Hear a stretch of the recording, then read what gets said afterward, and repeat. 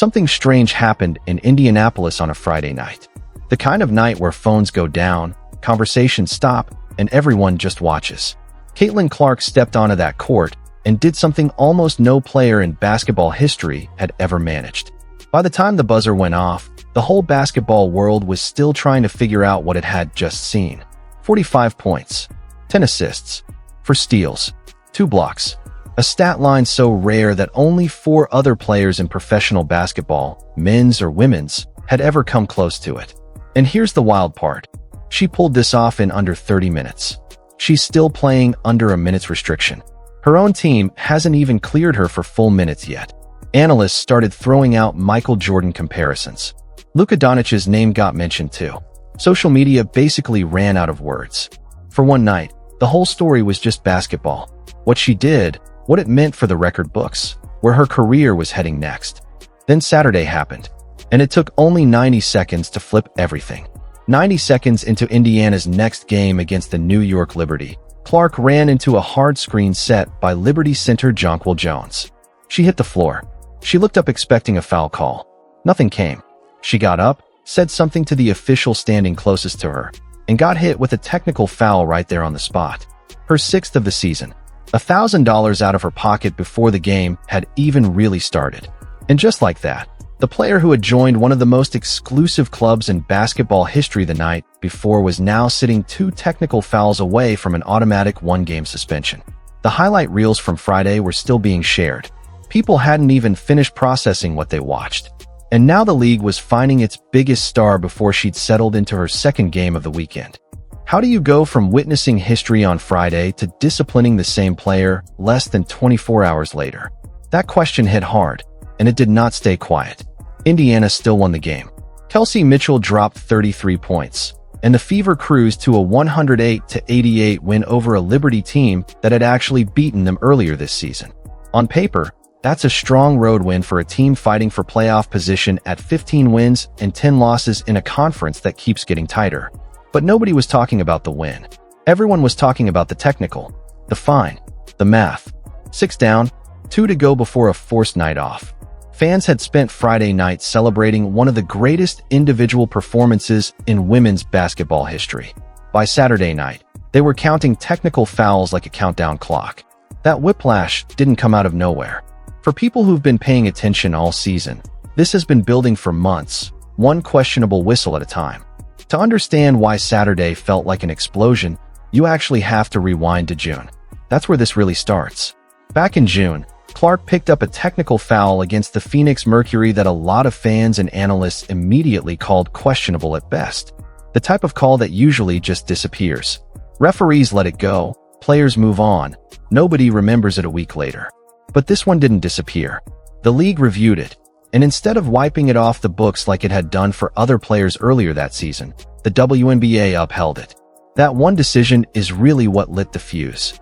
Not because a single technical foul is some huge deal, but because of what it showed about how Clark was being treated compared to everyone else on the floor.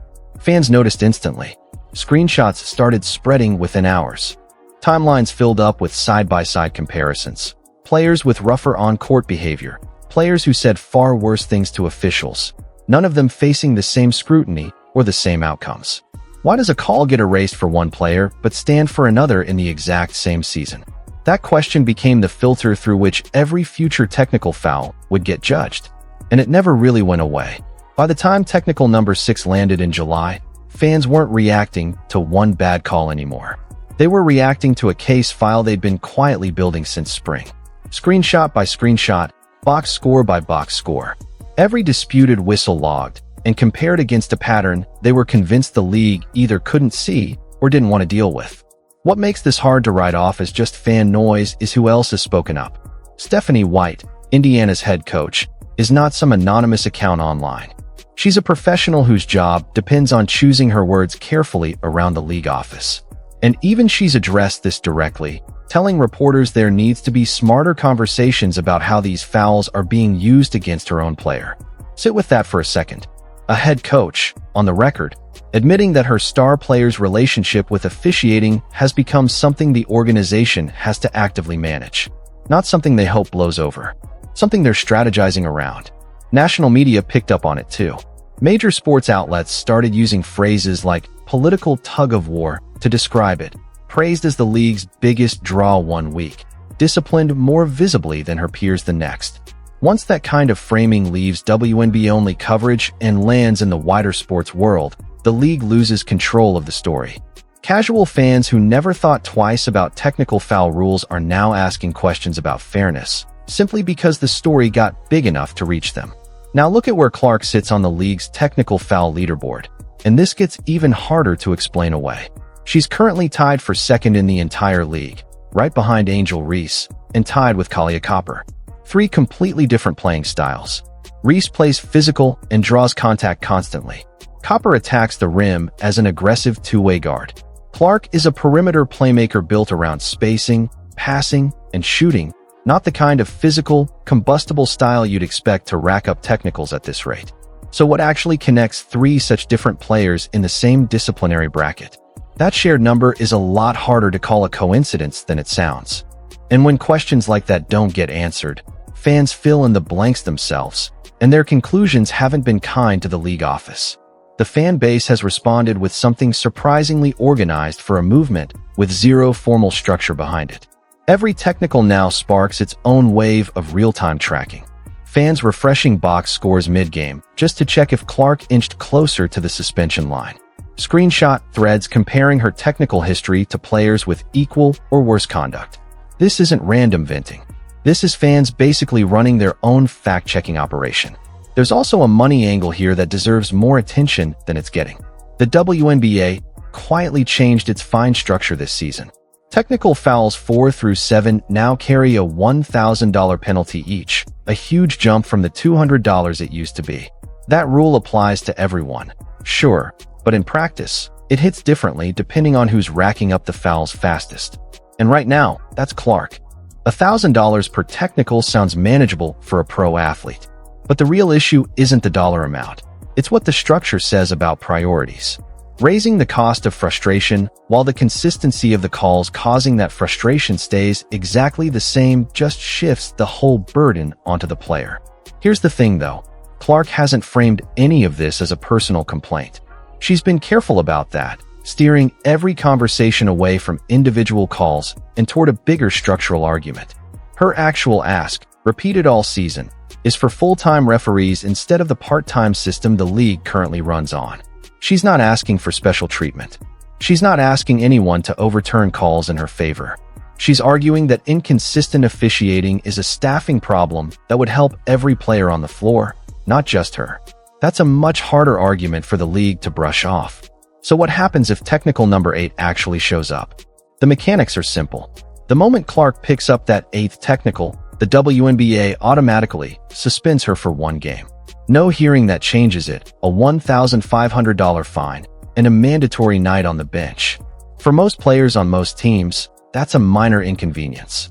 For the Fever right now, it's a real problem. Indiana sits at 15 wins and 10 losses in a tightening playoff race. Clark is averaging close to 21 points, nearly 8 assists, and 4 rebounds a night. She's not just their best player, she's the center of gravity for their entire offense. Take her out for 1 game, and the Fever aren't just missing a scorer, they're running a completely different offense with 48 hours notice in the middle of a playoff stretch. But the damage wouldn't stop at 1 Indiana loss. Every Clark game brings something the league has spent years chasing. Bigger crowds, bigger ratings, mainstream attention. Women's basketball has historically struggled to hold on to. Every arena she plays in sells out. A suspension doesn't just cost the Fever a player for a night. It costs the league one of its biggest draws at the exact moment casual fans are paying more attention to this sport than ever before. Fans have started treating every single technical from here on out as its own mini-drama. Watching her reactions to officials with the kind of attention usually reserved for playoff moments. Every whistle now comes with a collective pause across social media. That kind of scrutiny is exhausting for everyone, especially for Clark herself. She's a competitor. She plays with fire because that's what it takes at this level. Being asked to manage that intensity while a suspension countdown ticks in the background creates a kind of pressure very few athletes in any sport have ever had to deal with this publicly. And none of this is an argument that she deserves a free pass on legit technicals. Nobody's claiming that. The argument is simpler and a lot more uncomfortable for the league. Her margin for error has gotten razor thin at exactly the moment her season has never looked better.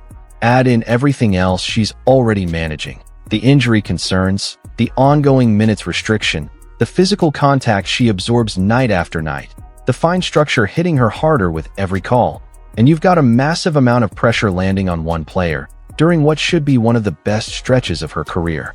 A week that opened with a 45-point historic masterpiece and pivoted straight into a fine and a suspension countdown. That contrast isn't subtle. It's exactly what makes a story feel bigger than any single moment inside it.